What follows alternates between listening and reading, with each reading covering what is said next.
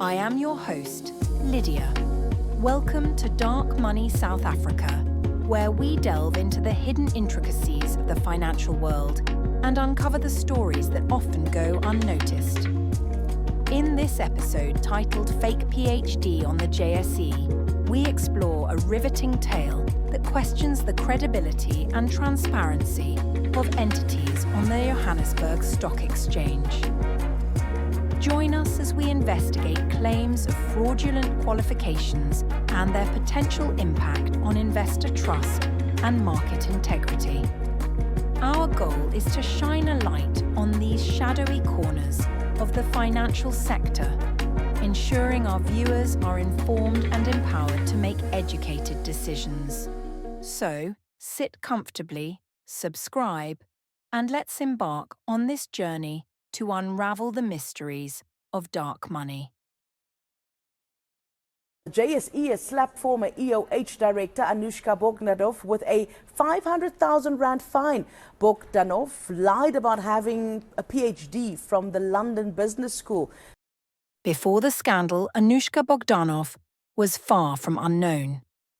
In June 2019, she joined the board of EOH Holdings, later rebranded as IOCO, as an independent non-executive director. Her role was far more than ceremonial. She chaired the Social and Ethics Committee, contributed to the governance, risk, nomination, and remuneration committees, and, for a brief period in early 2020, served as lead independent director. Her CV listed an undergraduate qualification from the Durban University of Technology, completed in 1993. More controversially, it also included a claimed doctorate from the London Business School in International Finance and Mathematics, dated around 2007 or 2008, a claim that would later be disputed. Pami, a very warm welcome to you. What systemic weakness do you think allowed this person to serve as a director while claiming a PhD that she hadn't been awarded? Thanks, Jeremy.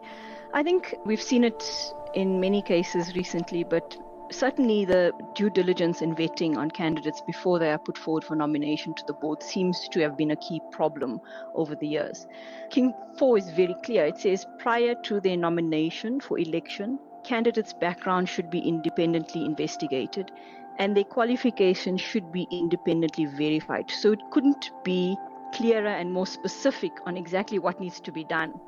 The fact that companies, and it's many JSE listed companies even, have not seemed to have done these things consistently over the years, I guess is concerning. Having said that, this is also coming from, we're talking about 6 years ago now. And I'm sure there's been improvement over it because of this issue being highlighted in the media via the JSE, etc. Doctor, just how prevalent is the problem of fake PhD qualifications in South Africa today? And I asked not just in the public sector, because we talk about that quite often, but in corporate South Africa as well, Doctor. It is a very pervasive, practice in South Africa, and it has been going on for many years. People want to have this qualification, want to be called doctors, and don't want to study. We've seen this in government. It is prevalent as well. But in the corporate environment, it is more prevalent because I think their vetting processes are not as tight as in the government. What they do, they employ a person and they do the vetting after a year or two, after having called the person a doctor for 2 years. Remember the story of Tabilioka. Remember the story of Tim Kulu, who was an engineer of note at Prasa. And there are so many others. And this has been going on unabated. It is a very serious problem in South Africa. After years of back and forth with the JSE, Bogdanov eventually admitted that she never earned the doctorate she had claimed. That admission sealed her fate. In her resignation letter dated August 15, 2025, Bogdanov also confirmed her departure from Risk Insights, the ESG data science firm that she founded back in 2009, which had contracts that have now been cancelled with the JSE. she stated that the transition would allow her to focus on legal and health matters, while ensuring the company remains strong under experienced leadership.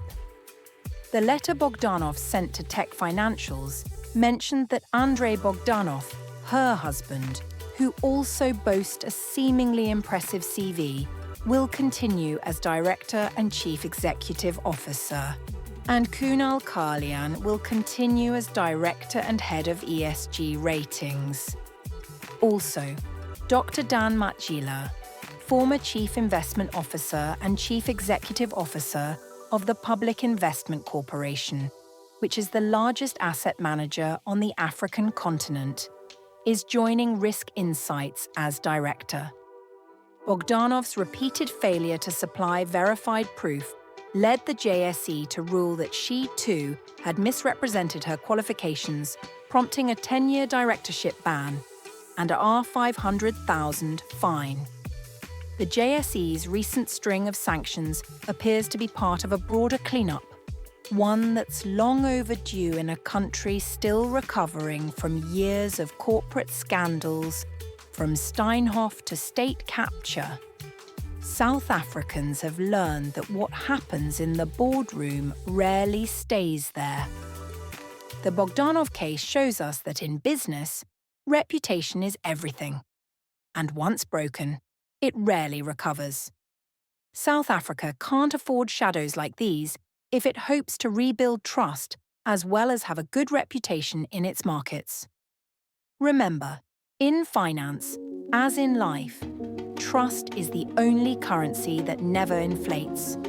If you found this valuable, we upload episodes every Sunday evening at 5 p.m. Central African Time. Don't forget to like, share, and subscribe for more stories the headlines don't tell you. This has been Dark Money Media South Africa. Thanks for taking time to watch our very first episode. I hope you enjoyed it. I am your host, Lydia. Until next time.